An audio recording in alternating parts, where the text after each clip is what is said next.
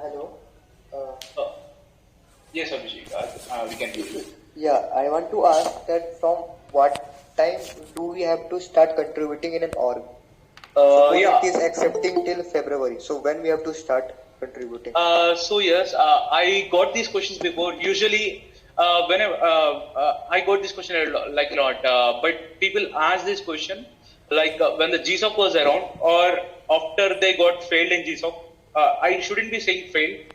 It is more like after they are not getting accepted as a student. I always tell them one thing that start the contribution right away. Even if there is no GSOC, you should be contributing to the open source projects. I'll tell you the primary motive why GSOC is a thing. So open source projects, whatever things are that are available right now, that actually helps people to build the projects really fast. Like, right now, you can see that technology is an area where people are making most of money and most of the business. They are solving a lot of problems. The reason why it is getting built that much fast and that much stability in those projects is because of the open source. And the Google, what they are trying to do is they are trying to introduce this open source thing to the students while they were students. It takes some time for someone to get experience in the industry and then start the open source project only after they recognized these things are happening. While if they start from at the student area, the number of ideas and the number of small things that you can do to the project might get increased. So that is a Google plan. The main motive of the GSOC is to keep doing it, like not just end it at the at that particular 3 months period or 6 months period or after the mentoring. It's not about that. What GSOC primarily is, once you start it, if you liked it, for the most of the times you will end up liking it. You will end up unless you find some other interest or have some other work. In the most of the times you are going to like that project what you are doing, and in the same way you want yourself to continue. Even if not about that organization, you can build your own open source organization, or you can build for other people, and you will exhibit those skills by the time you complete the GSOC. There is a primary thing around the GSOC. So when you ask me when is the right time to contribute, and as I said, you can start it today. And whenever you are starting, keep more than one reason for starting the open source contribution. Like if you have just the GSOC as a reason, GSOC might not happen because it might revolve a lot around the luck also. If there are around 20 students contributing to the project and there are equal contributions and you don't get to see each other proposals. When that happens, there is always a luck factor also gets involved, and number of slots get allocated to that project also. So if you have multiple years, like for example, if you are in the third year, you can give a try for third year, and if you keep contributing, you will definitely get selected while you are in the fourth year. If you have only one chance left, things might not happen. Things might happen or not. But whenever you're choosing it, give more than one reason, especially for the GSOC. Hope you got the point. I am currently basically in second year. So one more question I have to ask, that if we ask silly doubts from the mentors, does that create a bad impression on the mentor? So I won't say, whenever you say silly question, like there is no silly question in tech. There are, I would say one thing, like before you contribute to the project, the primary reason you contribute to an open source that big project which is under the GSOC umbrella is because you want a real-time project to work on. Whenever you see the YouTube tutorials or some random written articles and keep learning from that thing. So whenever if you are in the college, the thing what you get to experience is you will get to learn a programming language. They don't teach more than that. Maybe they might be doing, some colleges might be doing some research work, but under the development area, you only get to learn a programming language. And if you are an active YouTube watcher or something, if you are an active learner from documentation, you get to do some projects which might be demo projects, which might not have that many cases, or it might not be that big that is considered as a project itself. So in this area, whenever you are working in the open source project, what happens is many people keep contributing to the one project. So you will learn a wide range of skills. Like so Abhishek, if you have any technology behind you, I can give you an example on that area. What is a silly question and what is a not? So what's not a silly question is, I think Git is a common around for everyone. How to do a Git commit? That is a silly question. Whereas how to resolve the conflicts is not a silly question. I have seen people who even don't know how to rebase their PRs actually doing their GSOC. They get to learn during their GSOC while till that particular time they have never did multiple people working on one project, because whenever you are working on your project, you are alone. You are the only guy who is pushing to the code, who are the only guy who is making the pull request. So you might not face any conflicts over there. So you will never know. So there are people who's their open source contribution the first time they are doing to the project. So when mentor says the rebase, and if you recommend it, how to do the rebase, he will send you a link, and you can follow that link, and you can also how fast you are working on that feedback is important more than how silly that question is. Okay. You can always go ahead and ask the silly questions, but whenever they give the feedback, make sure you work on that feedback as fast as possible. Not during the initial stage, we don't know about the organization, so we can ask no silly obvious question. How to test, how to run, all the things. All those things that are very mandatory to ask. If you ask, if someone asks to me, I would feel very great. Like the first step is every open source contribution should have the documentation for the beginners. So the project should be actually beginner friendly. If it is not a beginner friendly, then it is a problem. So once you ask something like when I was contributing to my project, when I was doing my GSOC, there was no proper documentation to that project. So what I get to do is there were around 20 people contributing to that project, and no one was actually able to set up the project. I am the only guy who had the opportunity, who had the enough skill to actually set that project up. Back then, setting up React Native was a really pain. And what I did was I actually wrote down the steps, how to actually set this project up and how to fix the errors you see in the meanwhile. I actually wrote some questions on the Stack Overflow and kept the links in there. Those are not the silly questions. Those are trial and error or research. Whenever those things happens, you can always go ahead and put there. And if you are able to solve a silly question after they given the feedback, it is very great. So the project should be in such a way that you don't ask, but if you ask, it's a really good case. There should be always links available to give it to you. Thank you so much. Okay, there is a question. He has written how to start contributing with languages like C. I have never contributed to a project like C, but I'm going to tell you one thing. Like, unless you are a really expert, like I have never seen a C expert actually. I know one person who is good at C++, but not the regular C. If you just know the C, things might be little harder to you.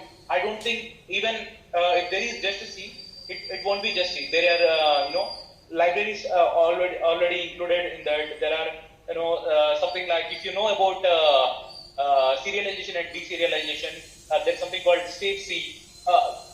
Always again the new concepts will get included in that. So be open to learning. And I see. I would like to also tell you one thing. Like whenever we are working on that organization with just the C language, I haven't seen any C language after doing the filter in GSOC website. But whoever, if they are doing it in such a way, the project will be really complex. There will be also multiple things involved. The easiest way to get into you is through JavaScript or through Java. and also I have seen some Ruby projects and Python projects. These are the, for these things, the learning curve is little less, and the amount of contributions you make to the project will be high. I have a question. Yeah. How can I start contributing to open source? My language of choice is Python, but I do not know any libraries. Learning language is really good. Like I still learn my primary languages like Java and Kotlin. There are always more to explore. Annotations. There are everywhere you go to, some particular language. There is always some depth content around. So it is a misconception that you have to be expert in order to start contributing to a project. It is not needed to be an expertise. You just have to be a little professional. Maybe I think if there is a Python, the libraries will be something like, for the web projects it will be like a Flask or Django. What you can do is in a weekend or in 1 week you can cover a Django or Flask playlist just like on the way to see how the Python actually applies to a framework. You will eventually learn more language skills on the go. And when that happens, what you can do is you can directly set up the project. While setting up the project, there will always be documentation available. If all you have to do is just follow the documentation. If you face any error in between that following things, you can always raise an issue. So your skills will never stop you to contribute to open source. You can, if you don't know how to submit a pull request, always open an issue. Opening an issue is also a valid contribution. Does that answer your question? Yes. Okay, there is one more question. Mayank is asking. He has written first semester. He's in first semester in BCA actually, and he know HTML and CSS and JavaScript. He's asking for a guidance, like what he next has to do. It highly depends. Like if you say HTML, CSS, and JavaScript. I actually know HTML, CSS, JavaScript back in my first semester, but right now I have a different mental idea to it. Because whenever these days when I'm writing the project, I don't use the bare HTML, CSS. There are always frameworks built around like Tailwind CSS or Bootstrap. These high-level frameworks we directly use because no one in the industry actually writes. When starting a new project, they don't write bare CSS. I will honestly give you an advice that don't try to get expertise on that level. You can get expertise on the JavaScript because JavaScript is right now a really good language in the job market, and a really number of frameworks that getting implemented are really more, and you will get to try things like web performance, and in those areas you get to do some research. But if you do under the low-level areas of the CSS, I would say it is kind of not productive. If you're enjoying it, only if you're enjoying it, you can do it. If you're thinking about the productivity in that area, don't do it. Yeah, thanks for the answer. There is another question Himanshu is asking. He has written, how should we know in which part of the code base the issue is related? We have to understand the whole project for that. When I started my GSOC, even the mentors don't know the entire project. The projects will be that big that no one actually knows the entire project in which area what is there. Some projects are really big that not everyone will have idea on at which area what is there. So I'll give you simple steps like how to evaluate the code base. This is actually skill that you will take out of the GSOC and it will apply to the company wherever you're working or wherever the freelance projects are you're doing. These skills, these are primary skills that you will take away. The skill is how to work on big projects. How do we do that? How do we find the issue? To find the issue, you first have to set up the code base. Setting up the code base is really a good thing, a good start. Like if you are successfully able to set up the project and run the project, then I would say it's really an achievement for you. My first achievement was that, and I know many people whose first achievement was actually setting the project, because setting up the project itself was very difficult when those many libraries are getting involved. When setting up the project, if you face something, open an issue. Or after setting up the project, if you run the website and if you see a misalignment of some things, because not everything going to be perfect. Every project will have issue. Like what you can try doing is you start closing the browser, or if it's a mobile app, try pressing the back button when some requests are happening. When you do this anomaly things like which are not normally happy paths, you will definitely find an issues there. And when you find something which is not giving you a right user experience, that is also an issue. Maybe in some next session, I should actually download a project and show you what is a valid issue. If you try opening any open source project, you will always find there are n number of issues. So in order to find an issue, you have to know minimum basics. Minimum basics are actually enough. We don't have to understand the whole project, you just have to understand the module that you are trying to work on. Okay, so here's the next question. Somebody has written, is it necessary to know about Linux or Ubuntu for contributing in GSOC, or Windows is sufficient? It's any OS, it doesn't matter much. If you have a Linux by Ubuntu, you will eventually anyhow have to, being a tech guy, you will eventually anyhow have to learn the command line skills. Even Windows these days are getting their own command line interface, so it doesn't matter much.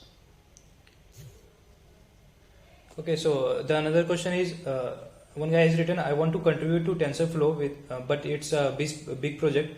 So how should he do it? Like, I want to make career in data science and ML, so need your opinion towards it.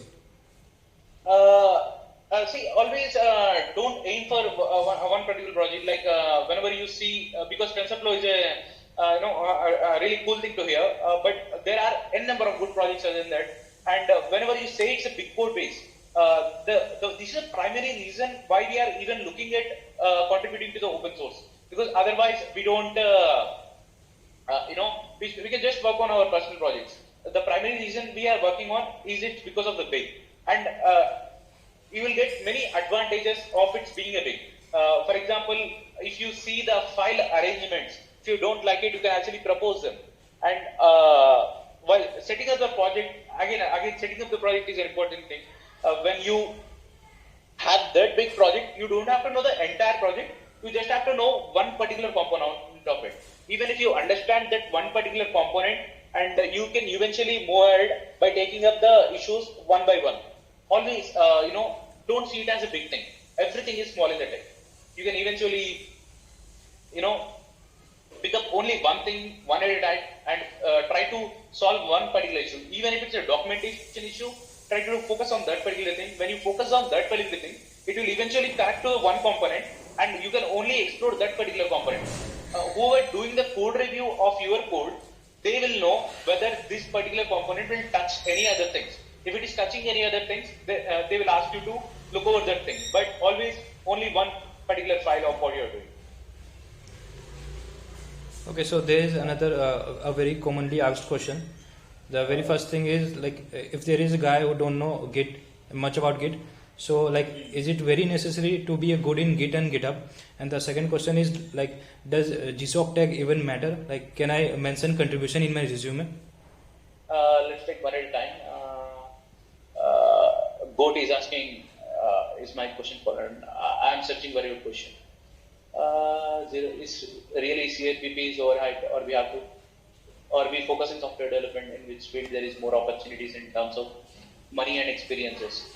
I will take this question. I will definitely take this question once I finish other questions. Keep reminding me in the end of the session. We also talk, because if I talk about it right now, the GSOC will, the primary topic will get mismatched. So I don't know much about Git. How much is much? Like the minimum, you can also come on voice if you like to. The minimum thing is knowing about how to commit your code and how to push your code. These are the minimum things, and if you can make a pull request, it's really great. These are the minimum things, and if you know these minimum things, you can actually contribute to your project. And how much are we talking? I need it in voice. So what is an advanced case that you can think of? Yeah, push pull commit, fine. and also little bit merge. But but I would say that Git is that kind of skill which you will never regret learning a lot, because there are some skills which you might be learning and wasting your time, like CSS, but because eventually when you working under some organization or when you're working under any company, you'll always find a framework around it unless you're doing the research about CSS. But Git always sells. You will always find a really cool hacks around Git and how to make it. Git is a tool. It will make your work easy. Whenever it is making your work easy, you can learn as much as possible, because you are going to work next 30 years using the Git. So if you learn it right now, you are going to save more than the time that you are going to spend figuring out the issues. Does GSOC tag matter? Can I mention the contributions in your resume? Yeah, it matters. But don't do. If the primary motivation is putting in resume, I would say the GSOC will give you a lot of trouble, because you will literally get cried when you are doing the GSOC. We should have more than one reason for that. I'm exploring ideal list of several GSOC organizations, but it understand anything about any project. What am I missing? But in Git there are so many comments and it's a bit complicated. No one actually knows the entire things, like whenever there are tools. The basic thing is, whenever if you face any problem, then only learn the things. Like whenever first time when I make the pull request, I got to learn about tree-based washing, and there is other thing which I don't remember the name, but there are 3 areas which you can, which are little advanced concepts, but you don't get to use it in your personal projects, but you will eventually learn it on the go. But don't make that as a barrier to stop contributing. Exploring ideal list of several GSOC organizations. From the thing is, it is little boring to go through those those docs of ideal list. You will not get anything for it from it. I would honestly say, even I don't read them. What you can do is you can filter your organizations based on your tech stack. Like if you are passionate about any particular thing, like someone said they are passionate about the data science and machine learning. If you search that particular keyword, the organizations will get filtered already, and you have very minimal list to try. Like just by seeing some particular thing, you will know that this is not my thing. Like whenever I see the data science project, I don't think this is mine, or even anything which is Ruby or Python, I will filter them out directly in my brain. I don't have to read even those what is that project is about. If I go to learn about if it's a quarterly project, I will directly see what it's about. Try to set up that project. Whenever I try to set the project, you will always get to ask the questions in the public IRF. If you are worried about, you might be asking silly questions, you can always create a fake ID. Like it will be anonymous. Like no one can take your names. Saurabh, did I answer your question? Like I will say that don't explore that idealist. Limit the number of organizations and only go through those organizations. And if you got completely bored out of that organizations, then explore other projects. I'm very sure that you will at least find one project around 5 to 6 different organizations. Like when I was seeing, I know very less organizations. One is Cloud Native Foundation and Fausecia, EvoSSI. These are the organizations where they work on the end applications.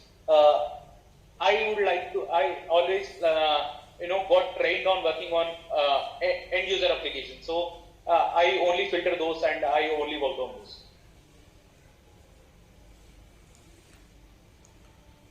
So any more questions?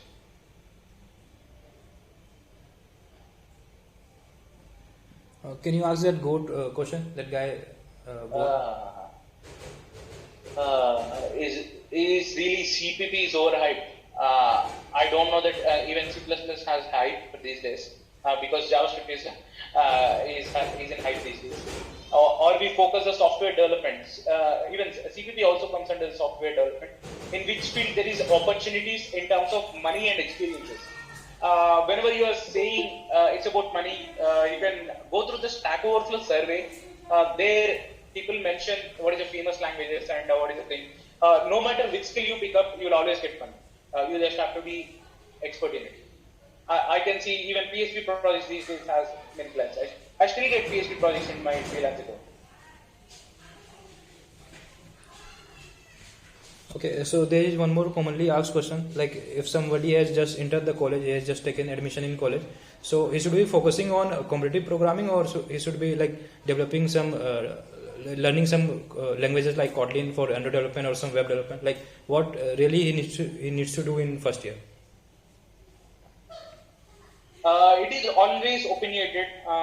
So if someone had told me like, when I don't know anything, like anything about tech at all, I would have probably done competitive programming because it's easy to start.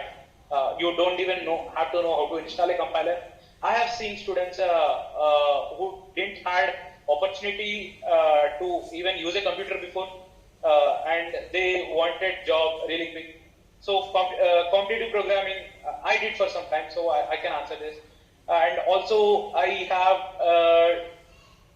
developed these projects right from first year itself. So I would say really balance it out, because I'm assuming this question is about jobs and not about who is superior in the tech, because everyone is superior. You can never match these people in any domains. If you're just asking about the job market, balance it out both.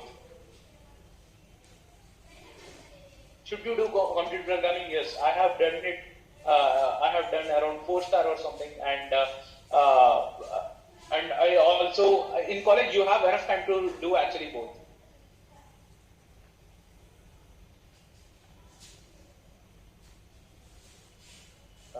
I know C++ and learning stuff. Please guide me how to after learning Git and GitHub. Can you also tell me some open source organization with Swift project? Open source organization with Swift project, I already got 2 ideas. One is Posisha and one is Opia and one is AOSSI. I would highly suggest go to Opia. Is there a Opia iOS? I remember seeing Opia Android project. They have really, really mature projects under their belt. So I would highly suggest to contribute to Opia, if you ask my opinion. If I was back, when I'm in the college, and if I have opportunity to contribute, I have contributed to Opia Android, I think around some weeks back. I'm not seeing their iOS project, but Fausia is also a really good organization. Always prefer that organization where you have, mentors available. Like I have noticed in some open source organizations, the mentors are like, freelancers, like they don't stay, they can reply anytime in that week. Whereas if you can find the projects which has active mentors, they will reply in one day. Always choose those kind of projects. Swift, I highly recommend Fausia and also AOSSI. Please guide for open source. I'm completely noob in this field. So the first guidance is don't take more guidance. Open source is simple. Like when I was doing GSOC, I don't even know what GSOC is. I got to learn it about it through a mentor just before the 2 months, and I did the setup project and find out one particular issue. What I did is in the Android, if you rotate the phone, the screen will get recomposed, and this is kind of an edge case. I tried to reproduce that edge case and I have submitted the pull request. When I submitted the pull request, it got accepted, and I got the GSOC. That's how it happened. It happened in very quickly. I haven't watched even single video of how GSOC works before. I have read these things before applying. I'll probably share you in the link. GSOC. I highly suggest reading these things before you apply. Other than this, I don't suggest taking any guidance. Learn Git, learn some particular technology up to little basics like some personal project like maybe a to-do app or Sudoku app or some game. After learning that, you can directly contribute to the project. You don't have to see this document to contribute to the open source projects. You have to see this document before applying the GSOC. For the GSOC. But when I got into any project, it seems too complicated. Like I don't know anything about this. You can come on voice, like explain what exactly problem it is. So.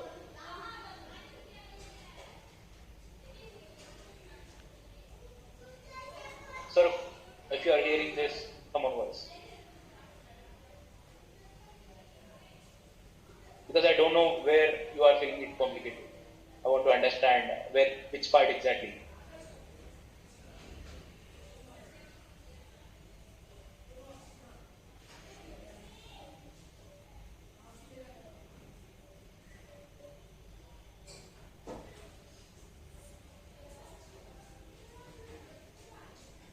So meanwhile, okay, mic not working, it's fine.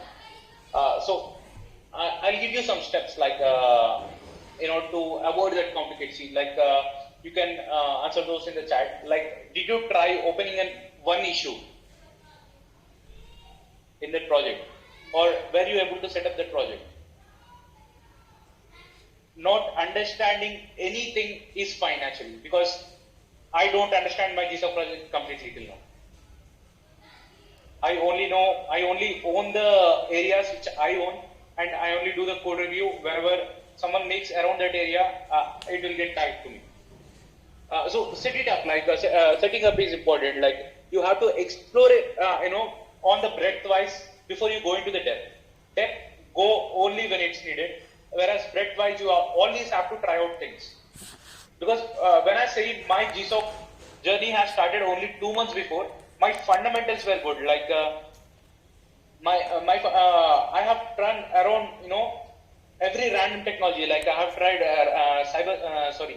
Raspberry Pi, Arduino, like whatever the things I see in tech, I tried setting them up and I see how those things work. At least for the Hello World project, or I understand those things. So when I did those things, setting up a project was really easy to me, and also giving a pull request, these things I got practiced before I know before I even got a thought to even contribute to the project. So whenever you have this fundamental cleared around the breadth, you are open to try out whatever you want to. So be open. Don't try to do things only what you know. It is actually wrong to do things only what you know. Always explore. If you find something not understanding, you can open an issue about it. Someone will actually pick that up as a task and actually can make a video of explaining that project. That is also an open source project contribution. How many contributions you have made before getting into GSOC?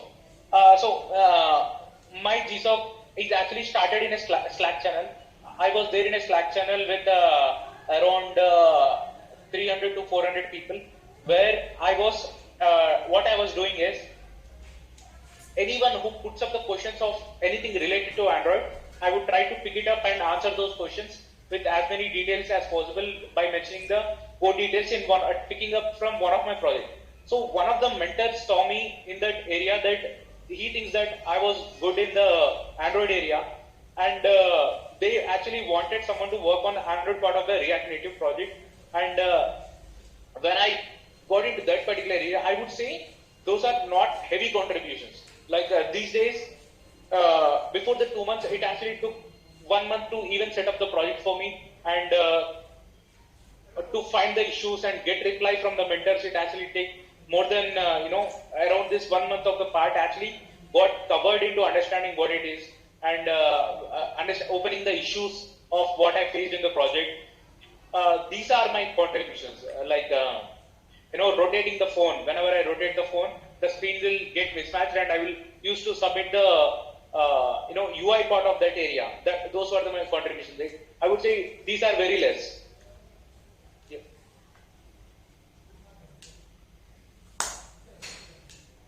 Should I learn infrastructure tools like Docker and Jenkins? Purpose. If there is a purpose, Jenkins is a really good tool, and Docker is also a really good tool.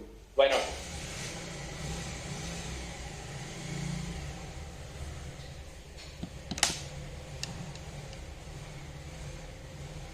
So before you say you wanted to learn Docker and Jenkins, you actually want to understand the CI/CD area of that. If you understand the CI/CD area, even learning GitHub Actions is also a helpful skill for you. So answer to that, anything should I learn? Give yourself why.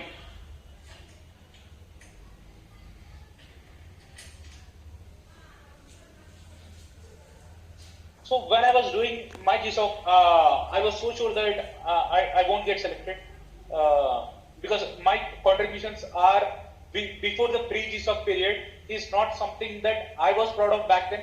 But I know those were minimum contribution that I can help anybody in the project, and I can understand that particular project, what it's about, and how they are making API calls, and how the response is getting returned, and what technologies they are using, like Firebase and React Native. These technologies I got to know. So very minimal skills here.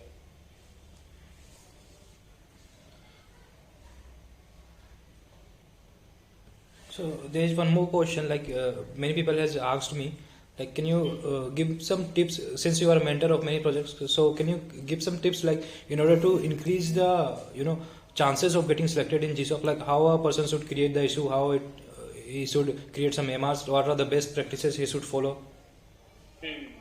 Always read the things which are available as rules before. Like no mentor likes to correct you on basis of what he has already written before. Like even in AOSSI, if you notice, there were some particular don'ts in the project section which you shouldn't be doing. Like even if you do, there's not much mistake, but we just have to link those don'ts again and again. So always before doing anything in the project, always read those README area. README area is clearly saying that read me before you do anything. So don't assume many things. There are always things available in the README section. You just go through it, and if there are no README section, talk with mentor and create one README section about how people should actually as a policy to the project, how they should be behaving. And don't try to pick someone else's issue without letting them know. It is very toxic actually to pick the issues without informing them and submitting the pull request easily.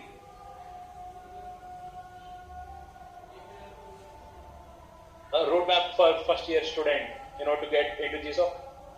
There's no roadmap. I don't like to give roadmap for the GSOC because it is about exploration. I would say highly explore it yourself.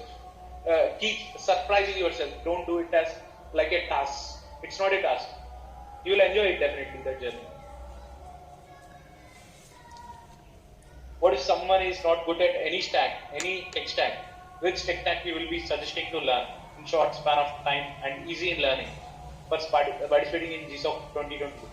I don't have an answer to that question because how I picked up Android is, I'll tell you. You can pick up from my words which technology to pick up. So how I picked Android is, I tried multiple variety of technologies, and these are the things I was looking for. Which one has more active response in the Stack Overflow, and whose community is really better, and whose tooling is really better. If you know about the Android tooling, the tools are really great in the Android. Like you can immediately write the code and see it in your device. That is something I would expect. Like I also tried the web, but back then CSS was a barrier to me, and I don't know about the frameworks and all those back then. But Android felt little easy to me, and the tooling was great, support was great from the community.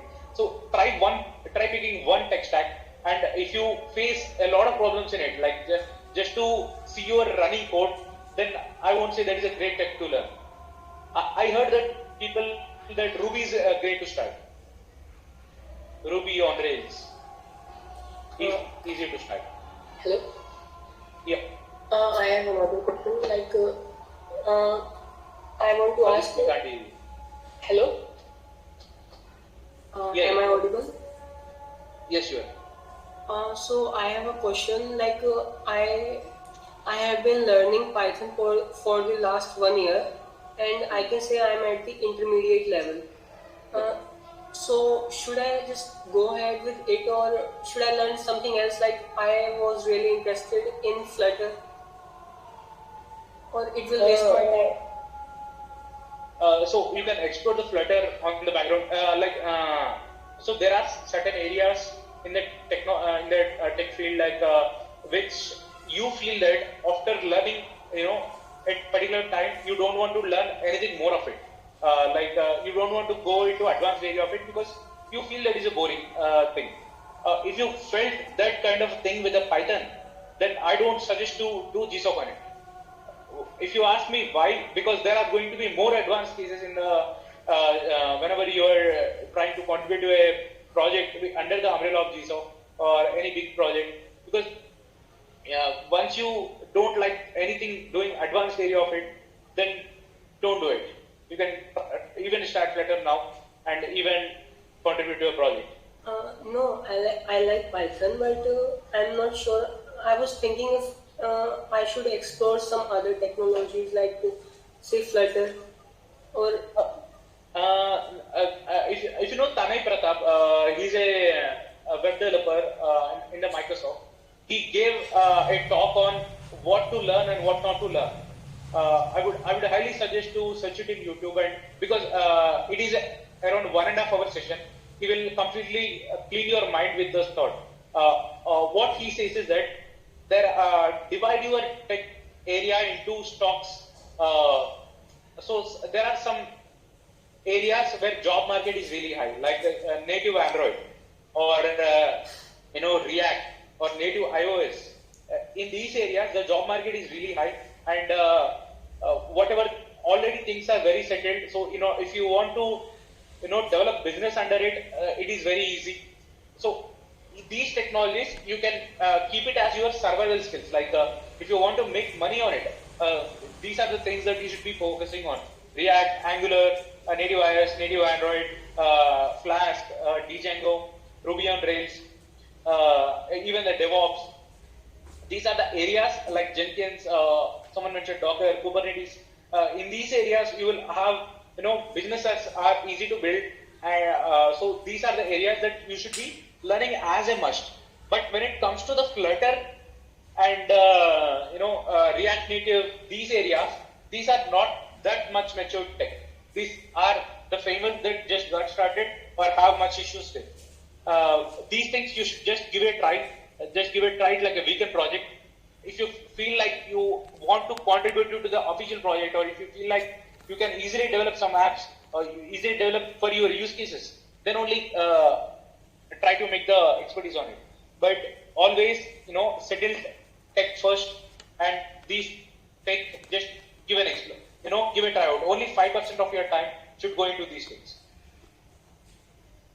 okay, I will give it a try. Thanks. I would say that you can build an app like a movies app in the wherever I tried Flutter. My experience is that if someone's like my father or around any of my family people or someone with the local businesses, if I want to give them an app for their business, I would develop it with Flutter. But if any company asks me, which is really paying good to me, I would always go ahead with the native Android for them. If there are use cases like accessing camera, GPS, anything that's not UI, go ahead with the native Android. Okay. But if it's just a UI, then Flutter, yes. Yes. I do not want to go ahead in the Android development. I just want to make some apps for personal use. Just nothing more than that. So I will give Flutter a try. In the mobile area, I have little expertise. The thing is, if you are a web developer and you want to try for the building apps, React Native is a great thing. And if you are a mobile developer, you want to try the cross platform, then Flutter is a great thing to try it. Okay, and one more thing, can you share the link of that talk that you were I don't know. I have to search. Like if you just go to the Tanay Pratap's channel, you can directly. There are very less videos he made, and you can find a 1 hour 30 minutes talk or something like that around that. The title also will be very catchy. You can find it easily. Meanwhile, I'll try searching. Okay.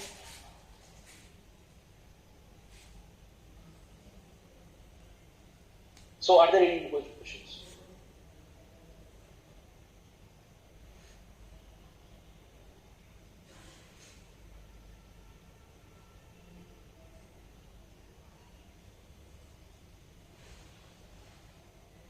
So there is one more question he has written, sir. I like data science and Linux both.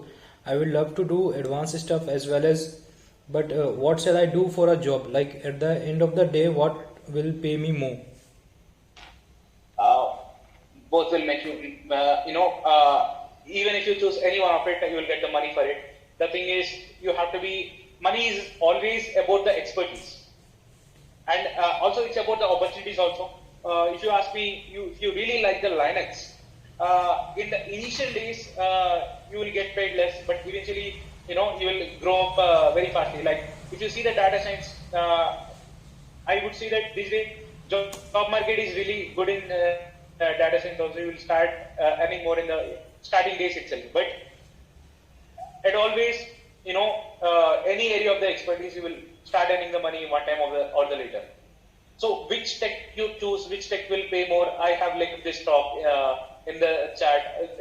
Because I'm saying in very little words, in just like a 2 minutes word, this will not make you an impact in your brains. It will not give story on your brains. If you listen to this talk, I'm sure that you will automatically understand, which tech to choose and which tech to not. I have high interest in web development, app development, ML, AI. So, sir, can you suggest any sequence? App development is easy to start. Web development is more easy to start. ML and AI, these are hype words. Getting job at these things is hard. But if you have interest, I have seen people who have really good interest, they don't consider other things. They keep solving. If you see ML and AI, the beginner course I know is from the Andrew Ng. Once you start doing the beginner things, you will get to understand that whether should I go ahead in that area or not. Because you will eventually get bored at particular stage of area. And when you get bored, you will know that where to stop. But I highly encourage choose only one tech to have the expertise or two techs to have expertise. Rest of all the things, you just have to know how a Hello World project works in that.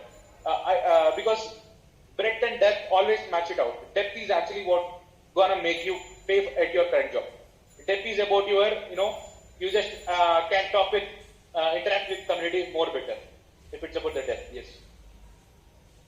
So I know people who just know mobile development, who just know Android, but don't know any other things, no any other tech, no web development, no MLA, and they make really good money. They are good at what they are doing. And I also know people who are just good at only one thing, but also exploring around the different areas. They have a wide variety of maturity in terms of design patterns. When you try many other things, anything that comes new to your tech stack, you will learn it faster. So one by one, you guys can turn on your mic and say, what is your expertise? Like, what do you want to try out in the upcoming days?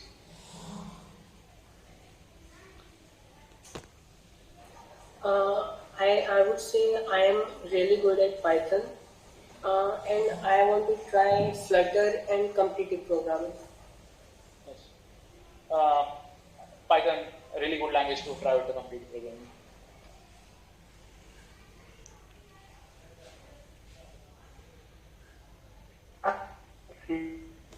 And do app development. We didn't hear you. I think there is some mic problem.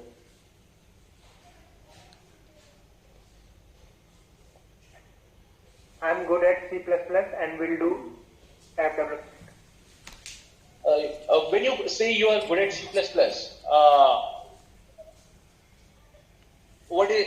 Can you define the good? Like, C++ is hard.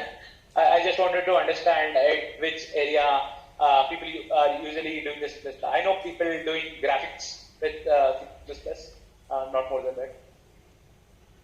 Yeah, easy. So Saurabh, let me know once you can hear me. Yes, I can hear you. So I was saying that when you say you are good at C++, at which area in the C++ you are good at? If you ask my C++ knowledge, I just know the standard template library. And I also tried out some graphics with it. No, graphics, not the STL class, and little bit competitive. Nice. So that area, you can't put it in the projects. Like you can, that is what you learn is the logical part of the area. But when it comes to the project building expertise, you have to know what is the primary reason where you will put it in the where you will put the C++ to use. I know that for using the graphics, for developing graphics, people use C++. Even the Android base, the Android framework is developed on the C++. So you can try out that particular area, try contributing to those areas. Then when you try out those things, you can say you are good at it. And you wanted to try mobile app development, right? Okay. Yes. Highly suggest you to try out the Flutter if you're just trying out. If you want to get the expertise, then native Android. So thank you very much. Okay, thank you, sir.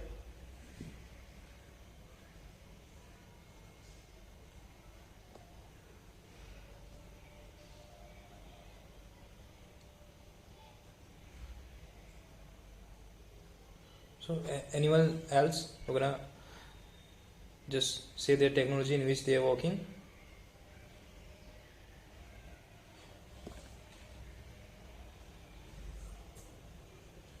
And I'm interested in machine learning, data science, and a bit of C++ with, I'm just trying with C++ like with that GLFW, basically. OpenGL. I just learned standard template library without, the template library is complicated, so I didn't touch.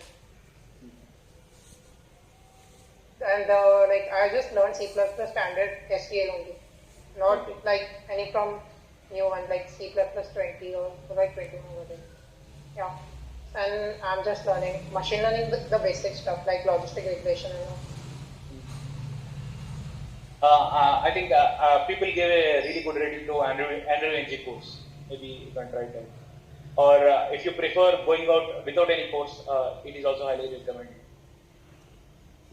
Yeah, I'm doing courses on Coursera now, that new deep learning specialization courses. Okay. They are very complicated though. Try to involve in some particular community. Like I know people who are good in deep learning through having communities like Udacity have a specific Slack channel for the deep learning. Whenever you are joining some particular community, it will accelerate your learning. Once you are cleared out of the basics, answer other people's questions and get your questions answered. There is a way to have expertise on anything. Yeah, thank you. Do you know about any communities related to Python? Python, no idea. I know there's something called PyConf. These PyConf have branches around different cities. Yes, I know about PyCon. There is PyCon Delhi, but communities like you mentioned, Slack channels,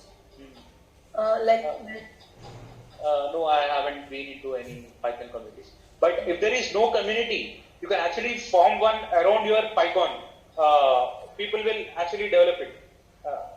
Make a Slack channel for PyCon Delhi, and you guys can keep improving it. That's how the communities get started.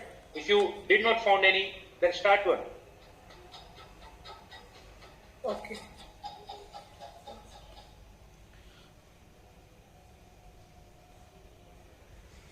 Okay, I just want to ask one question from my side. Since I'm just focusing on Android development, and you have many experience. You have worked with several good companies. So I just want to ask you, like, what should be the basic pathway that I should follow in order to get a job in good companies? Like, like in terms of getting a job at any company, what they are going to look at is whether they have to train you or not. The training is actually a hard part for the companies. There are very few companies who actually hire the freshers. Rest of them just hire the 2 years, 3 years experience guy, or otherwise convert their college graduates into the Android developers. That's how the most job areas work. The first step is to filter out those companies who take fresher Android developers. When I'm in the Hyderabad, I know Mutual Mobile, and there are other companies like Rizal. Those companies, I filtered them out after listing out what are the Android developer companies which are available in my area. If you're living in the Bangalore, I would highly suggest a company called Obvious. There are very few companies, and there are, when I say few, people who actually focus on empowering of their employees. They are very less. So you can find out by filtering each one of them, and in your city. If you want to move out, it's really great. Try out Obvious in the Bangalore. Obvious is a company name. and like, how's their interview? Like, what's the tech stack they use to ask? The interviews in the Android area is very simple. When I say it's simple, you already have completed the GSOC. So this is the area you can focus on. Fetch, how does the HTTP layer work, and what are different kinds of HTTP methods like get, post, put, patch. There is a MDN docs. I will link it in. I would highly suggest everyone to read this particular module, MDN HTTP. This is a must for any application developer these days. So read this, and also in Android specific libraries like the retrofit parsers, how actually the parsers parse the JSON into the objects, serialization, deserialization. I myself have a talk in the YouTube where I have mentioned minimum things in order to get under the Android job. I will probably link that notes here. So there are very few things, like getting a job is easy, especially for the Android area. So I was saying that getting a job is easy in the mobile development area if you have built some couple of projects involving some UI. And the best way to get these days is for any company, you can build a clone of that company, pick one hardest part of their UI and build it. And also if you build build those UI components and post it in social media or Twitter. It is that way to job finding is always hard. It's not just about the skills. It's about matching a lot of things, like whether this guy will stay in our company for at least 1 year. They will check many things in that area, and then they will give you the final offer. So job is a whole different thing other than skills. If I just have to talk about the skills, your skills are enough for internship or just a junior Android developer. Yes, the skills are very less, like recycler view, OOP patterns, object-oriented design patterns, and understanding what persistence is, like room database, shared preferences, understanding hash maps, these common data structures, common algorithms like sorting, collection framework. If you understand these fundamentals, then you're already job ready. Yes. I have mentioned my ID here. Don't ping me on Telegram. You can ping me on LinkedIn. Yeah, so like I have your link for that notebook file. I have seen your like that video in your channel in which you have. Yeah, that is pretty much enough. Yes.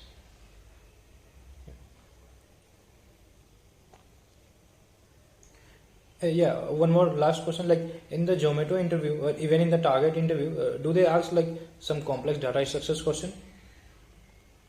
There are, at the most front-end for the most front-end developers, they don't ask a lot of complex questions. they might be probably asking questions like, something which can solve by, they will check whether you can convert a problem to solution, how you are coding it. I will give you an example question. Like the question is, if there are 3 A's and 2 B's, you have to print 3A and 2B in an alphabetical manner. That is a kind of questions you get. So mostly Android developers interviews have this common pattern. One is take home assignment, and once you complete that assignment, they will ask you in the live to make changes to that particular project. If you can make changes to that particular project, you are hired. That's it. If there is a senior developer hiring at that area, they will ask you to critique the code. If you can critique it, you are hired. That's how it works. The first initial, even selecting you to the interview is a bigger thing. Other than that, the skills part will get really easy. Yeah, got the point. Thank you.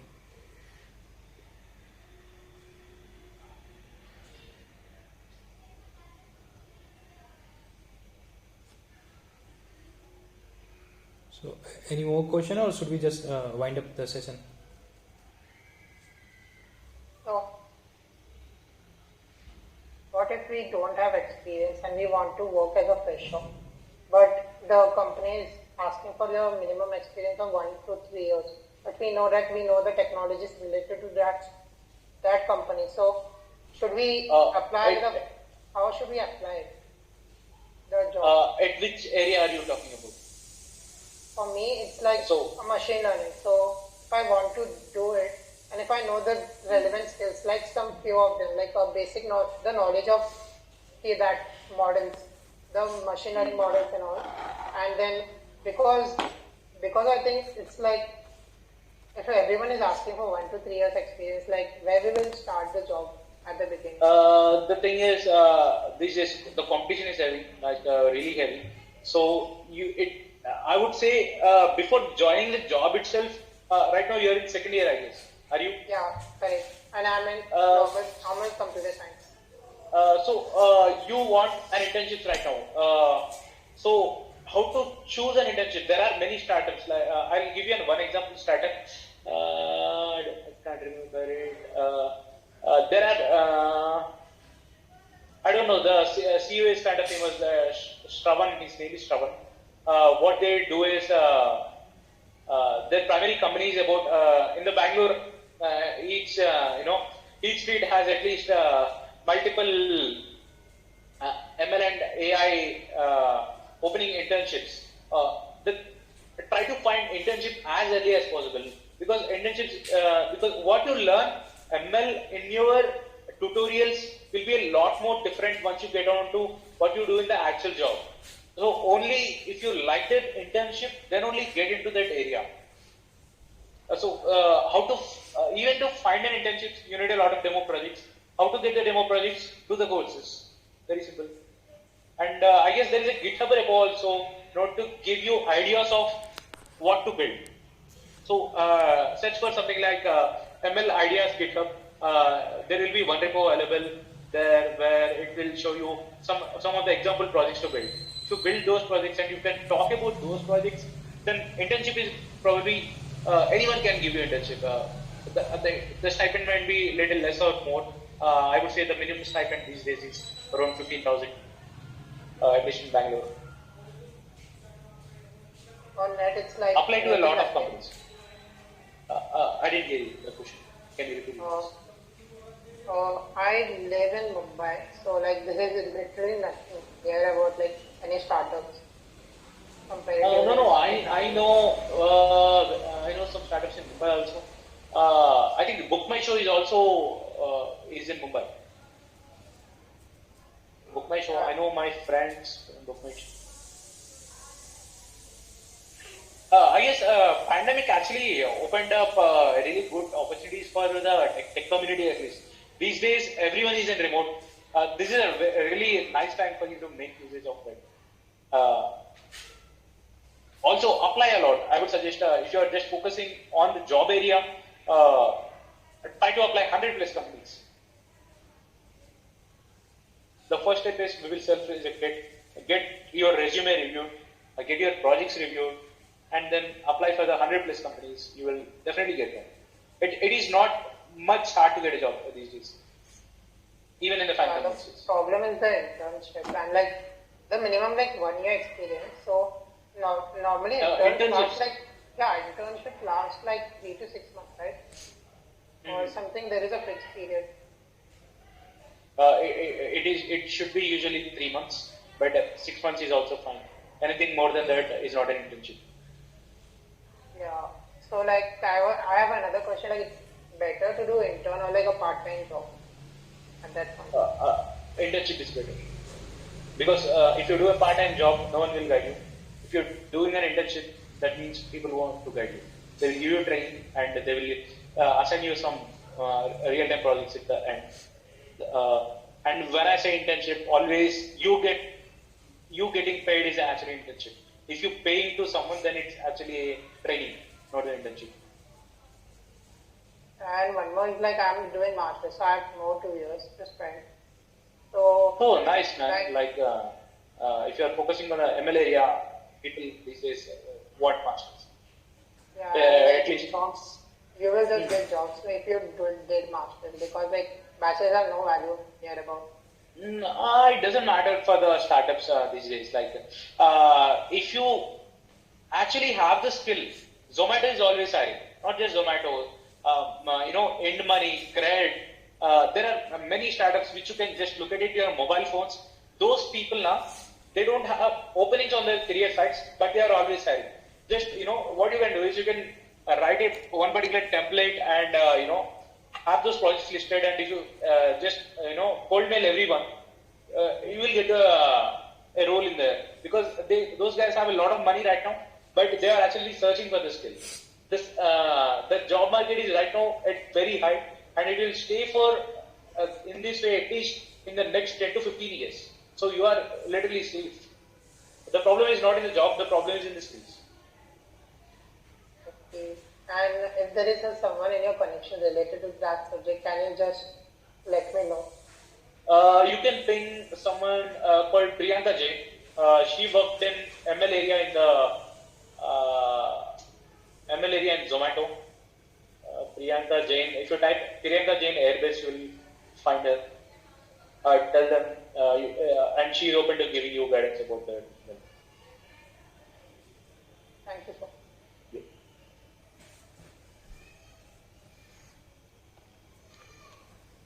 Also, don't take much guidance, man. Like, give yourself some surprises. Like, you still have more time. It's not like if you want the job in the next 3 to 6 months, then get the guidance. Otherwise, exploring a lot of things will give you some edge when you are looking for things. Yeah, but I don't have luxury of time here. At that You have internet. No, it's not like that. It's like just the situation. Okay. Okay. Yeah, so I have to like build up it. And that is also like with the choices I have left. That is. So I have to like select first. Okay. So is it something like a dual degree you are doing? No, it's like I'm doing a normal computer science degree from a small college because I stuck with the problem of like that coronavirus shit, and then I just wind up in this college just like that. And then I just regret a bit, but it's like it's fine. I have master's left, so I'm trying on that. Because one more is like I want to do like if I get a job from like college recommendation, that's better. Like in-house placements, for that matter, it will be quicker. Being 2 years in the industry, I never saw people caring about the college much. At least in the startups. I know. Like in IT industry, it doesn't matter from where college. No. Some people care. I saw some people highlight the IITs, but startups they don't care. Yeah. Many like, people care. Yes. yeah, but it's like if you know the skills, you can just end up with a job and with a great one. So like I want to build up this, and I have to like earn as well. So like I can go swiftly because I also want to do other stuff related to tech. and my own demands like that Yeah. as well.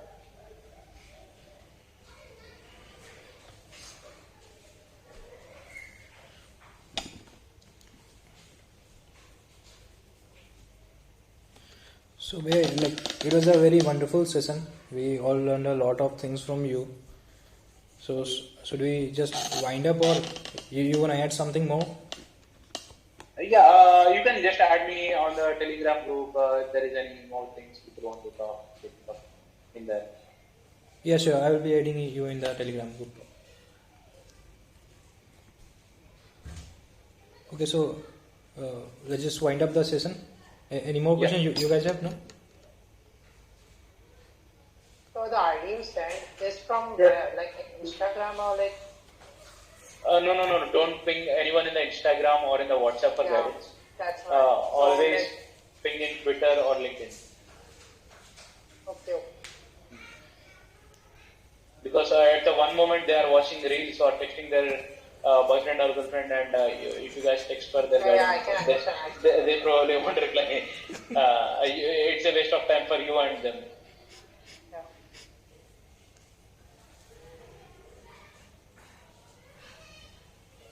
Yeah. Saurav, you wanna ask something? No. Thank you, sir. Take in again this type of session. Yeah, thank you.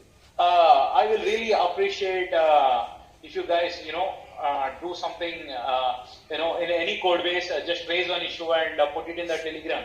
I would really appreciate if people can do that and I get to see that. Just tag me if anyone does it.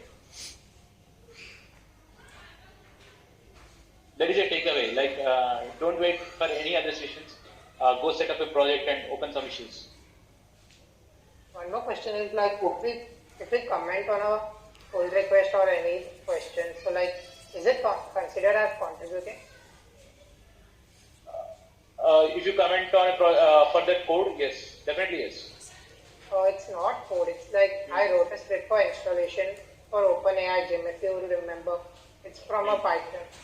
So like I created a script for Fedora and I had uploaded it in the like Fedora section. I had installed it. So like I don't know, is it considered? Yeah, it is a Because, contribution. It is definitely contribution. yeah. So I just have doubts. If it's there anywhere in that project, even the pull request, readme section, or most people underestimate the readme or documentation, but if anyone trying to contribute to my readme, I would highly appreciate any changes. Yeah, but it wasn't on readme. It was like there was a pull request or something. Then it was like closed, but it was openly available to comment, I guess. Then I like added. Should I send the link better, yo? Yeah. Wait a minute. Hello. Yeah. Yeah, 1 minute. Yeah, the last one. So I can see this issue is closed. Please add this to me to figure out to figure out. And someone is discussing it since this doesn't seem to add reference in the documentation. Goes according to. This is helping people. Also, kind of, you will actually get recognized in the by the people, even if you are helping someone.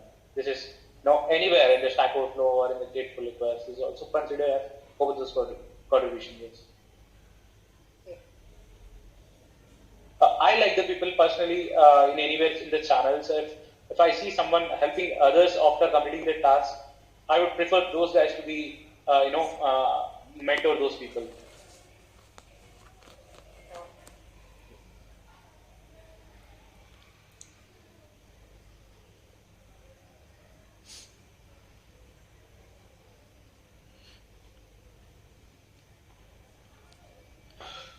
Okay, so let's just wind up the session. Thank you, Bhaiya, for joining us. Yeah. Like, Thank you. Thank you for sharing the information. Okay, bye, guys.